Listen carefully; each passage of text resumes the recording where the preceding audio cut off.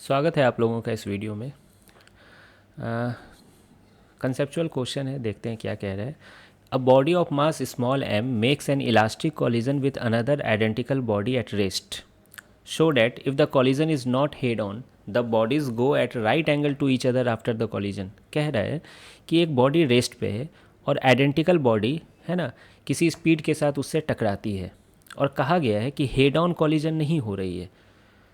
तो देख सकते हो मैं हेड ऑन नहीं टकराया हूँ। हेड ऑन मतलब होता है एकदम सामने सामने टकराना, ठीक है। तो यहाँ आप देख रहे हो थोड़ा एंगल पे टकरा रहा है ये, है ना। अच्छा, सामने सामने कहने का तात्पर्य क्या होता है कि लाइन ऑफ मोशन और लाइन ऑफ कॉलिजन कोइंसाइड कर रहा है, तो उसको हेड ऑन कॉलिजन बोल देते हैं। यहाँ पे आप देख सकते हो लाइन ऑफ मोशन ये है और लाइन ऑफ कॉलिजन ये है। क्यों कह रहा हूँ लाइन ऑफ कॉलिजन इसे? क्योंकि जो इम्पल्सिव फोर्स एक्ट कर रही है बॉडी पे वो इस लाइन के अलोंग लग रही है। क्योंकि आप जानते हो जब दो स्फेयर टकराएगी तो नॉर्मल फोर्स लगेगी, इम्पल्सिव नॉर्मल। तो वो किस पॉइंट से पास करेगी? सेंटर से पास करेगी। क्योंकि आप जानते हो कि स्फेयर में है ना जो नॉर्मल होती है वो सेंटर से पास करती है, ठीक है। तो सेंटर से पास करनी चाहिए, तो वही एक लाइन बनाया हूँ। ये लाइन कौन सा लाइन है? Line of collision. यहाँ पर भी मैं वही चीज़ दिखाया हूँ, ठीक। अब आप याद रखिएगा कि E का जो फॉर्मूला होता था V2 minus v one by u one minus u two, ये अलोंग लाइन ऑफ कॉलिजन ही लिखते थे। वो सारी वेलोसिटियाँ अलोंग लाइन ऑफ कॉलिजन ही होती है, ठीक है। ये ऑब्वियसली आप जानते भी होंगे। तो यहाँ पर भी सेम कंसेप्ट है, बस मैं क्या कर लूँगा इस स्पीड को अलोंग लाइन ऑफ कॉलिजन में कंपोनेंट में डिवाइड कर लूँगा।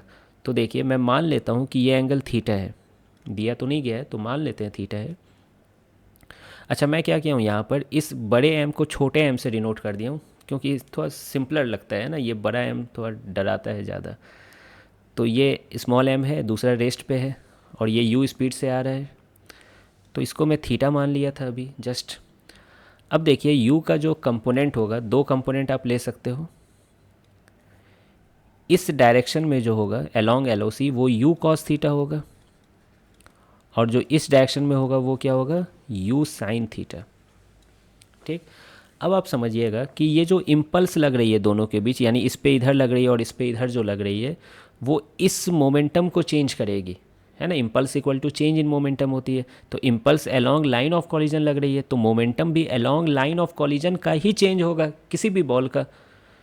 लाइन ऑफ कॉलिजन के जो परपेंडिकुलर में है उसकी मोमेंटम चेंज नहीं होगी, समझ रहे हो।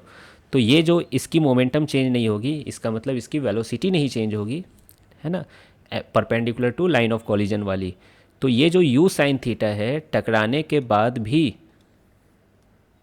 इसकी ये स्पीड यू साइन थीटा होगी, ये तो मैं श्योर हो गया। बाकी अब आगे देखा जाएगा, ये तो मैं श्योर हो गया। और ये इधर नहीं जा रहा था तो बाद में भी इस साइड तो नहीं ही जाएगा। क्लियर है ये चीज़? अब बात करते हैं इस यू कॉस थीटा का, है ना, इसके साथ क्या हो रहा होगा। तो देखिए मैं पूरा सॉल्व नहीं कर रहा हूँ, बाकी आप इसको फिर आप नॉर्मल तरीके से सॉल्व कीजिए कि एक मास है यू कॉस थीटा से आ रही है और एक रेस्ट पे है, ठीक है। तो इसकी स्पीड क्या होगी टकराने के बाद, इसकी स्पीड क्या होगी? आप याद है V1 V2 मान लेते थे, तो E का फॉर्मूला लिखते थे V2 minus v one by u one minus u two, है ना, और एक मोमेंटम कंजर्वेशन लगाते थे।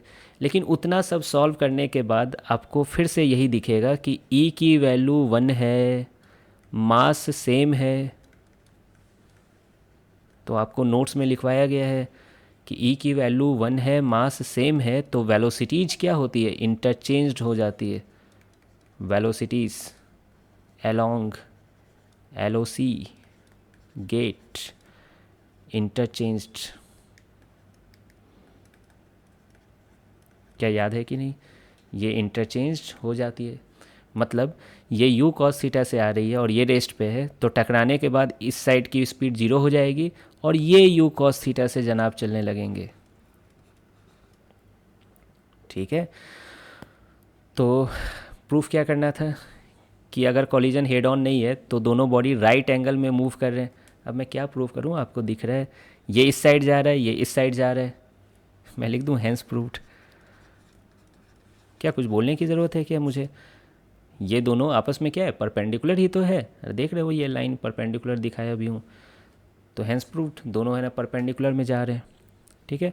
तो आपको ये चीज़ याद रखना चाहिए, है ना। कई क्वेश्चंस में थोड़ा हेल्प कर देते हैं। हाँ, ई की वैल्यू 1/2 रहता है तो कोई हेल्प नहीं मिलता आपको, फिर आपको सॉल्व ही करना पड़ता है। लेकिन ई 1 है तो फिर ये सब काम होता है।